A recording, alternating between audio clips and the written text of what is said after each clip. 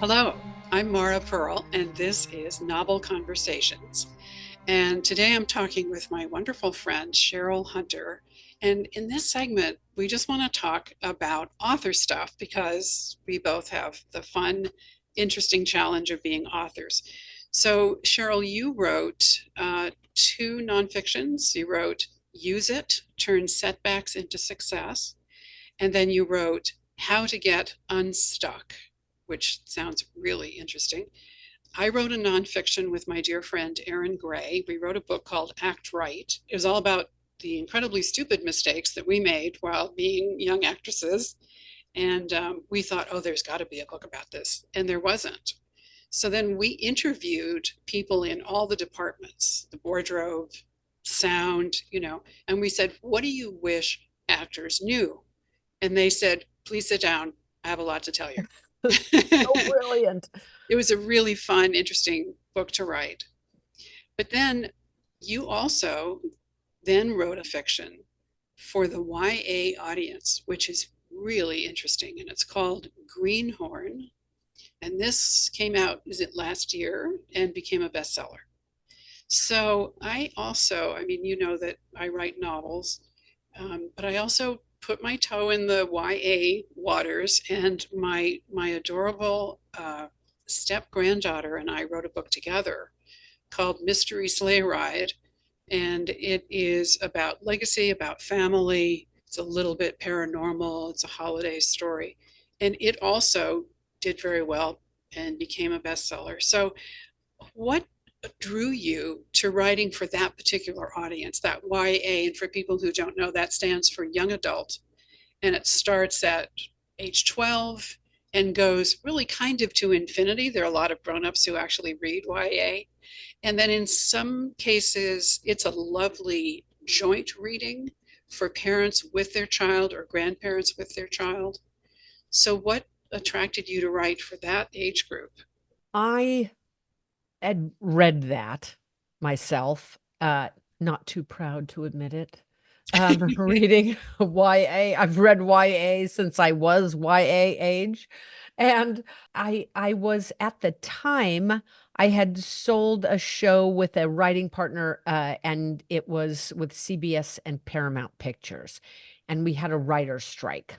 Oh, yes, I remember. And here we had been writing every day. I had finally habitualized the act of writing to the point where I felt uh, lost without it. Hmm. Yes. It had taken so much time to get past the proverbial writer's block and make it a habit of sitting down every day at the same time. And here we are prohibited from writing. And I thought, but wait, that's all I want to do now. Mm-hmm. Okay, well, what could I write? I'm not going to write something for TV or film. What could I write? And I had a slush pile of ideas that I'd contemplated over the years. I grew up in the remote Rockies of Colorado in the Greenhorn Valley. Uh-huh. That's the name. Yes, it was named after a late Comanche chief Greenhorn, Cuerna Verde, and everything in the area where I grew up was called either Cuerna Verde, or as people in Rye in Colorado City call it, Cuerna Verde. But we won't go there Oh, right now. That's for a whole other conversation. So it was either called Cuerna Verde or Greenhorn.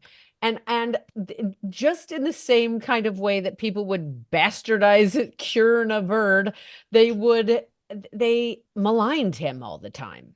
huh. And as we learned about Chief Greenhorn in school, it didn't seem right to me.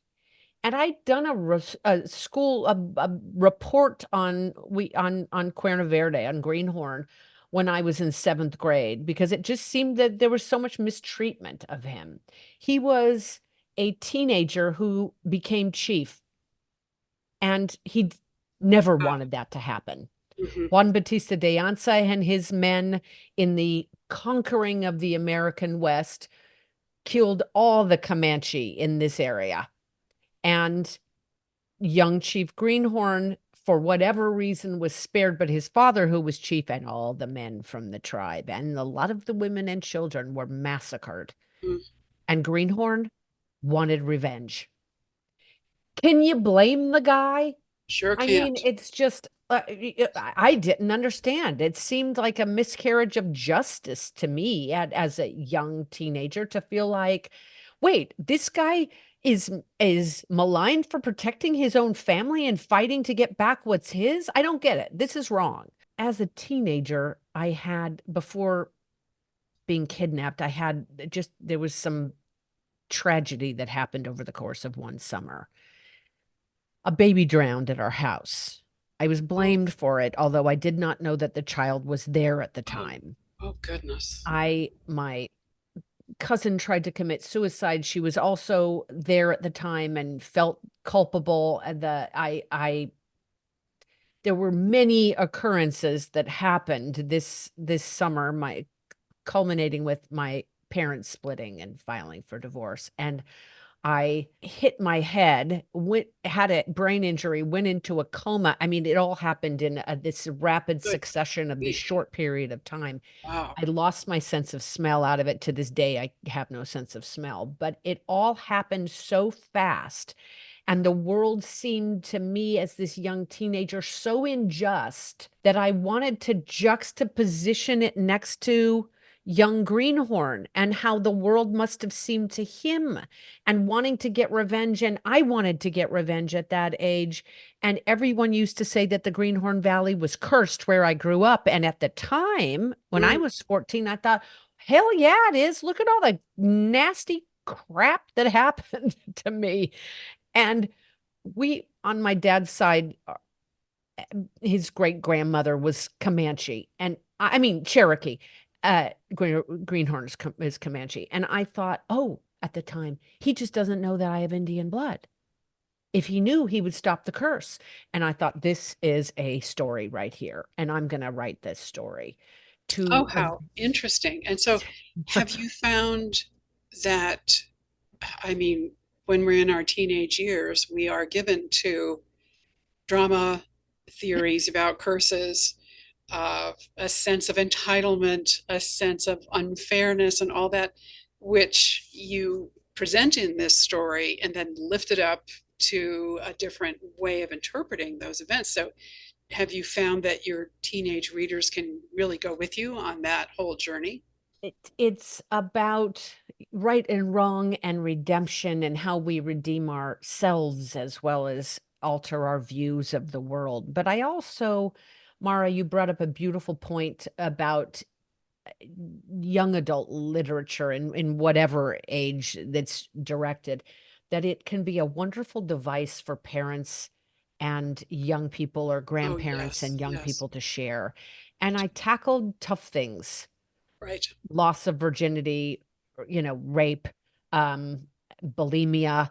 I tackled a lot of these things, self-image that kids are dealing with Yes, they today, are. and Yes, it's hard to talk about those head on. yes. So, by having a story, Yes. it is an opening for these kinds of conversations because you can talk safely about them while you're really talking about yourself. Yes, Yeah, and beautiful. that was my real reason Yeah. And for it's one of the writing great that gifts of story. fiction. That's what I mean by that lens.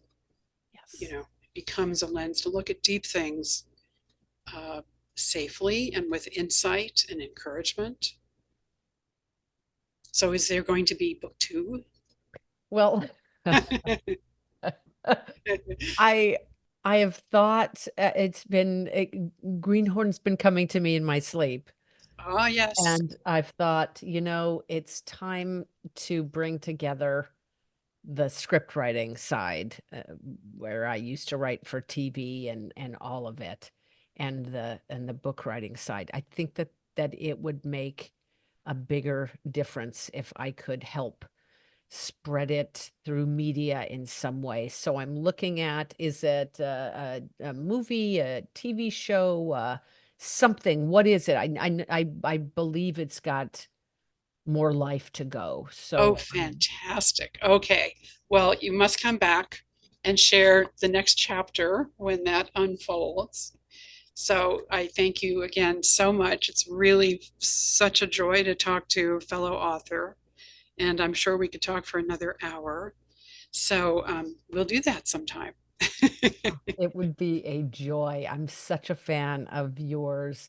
Not only your writing. I've been when we first spoke after connecting this time, I revealed what a fan I am and how Oh, long thank I've you. been on your email list and Oh all my of that. gosh. I'm so thrilled. So thrilled. It's Thank you. it's such a delight. You have brought so many happy times and moments to my life through your work. Oh my goodness. It's Thank a you. Thank joy you. to discuss Well, things. I just finished my latest book 2 days ago. Woohoo! So I hope I have some more chapters I can share with you. Oh, I cannot wait. Great. Thank you again so very much. And I'll put your book covers at the end of our segment and where people can find your wonderful book. Thank you, Cheryl.